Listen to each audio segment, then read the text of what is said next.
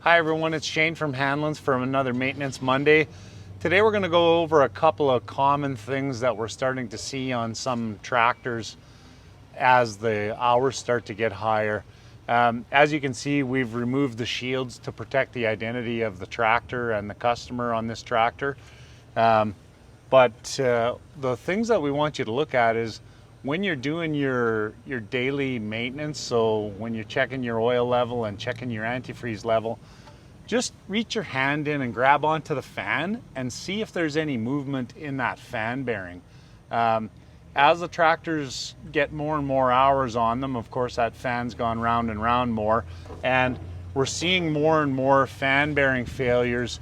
And a lot of them unfortunately go past the point of no return where the fan either starts to wobble or actually falls right off, and then it damages the radiator, and then you get into a really costly repair.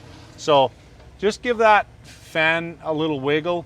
The other thing to look at, and maybe it's one of those things that when you're doing your winter maintenance you should just replace, is the intake hose that goes from your air filter to the turbo.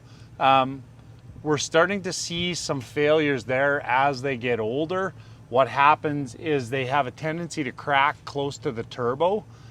Once that hose cracks, it's on the suction side of the turbo, so it starts to suck in whatever dirt is being kicked up by the wheels and the tractor as you're working, which ends up $40,000, $50,000, $60,000 engine repair from the damage from the dirt. So when you're doing your winter maintenance, if your tractor's over 4,000 hours, probably a good idea to just buy a new one and replace it. It's about a $250 part.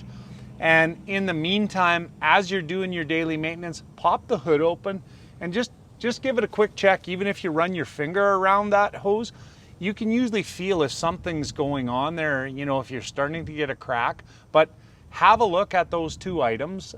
It could save you thousands of dollars in repairs. Hopefully that helps you out. Thanks for watching.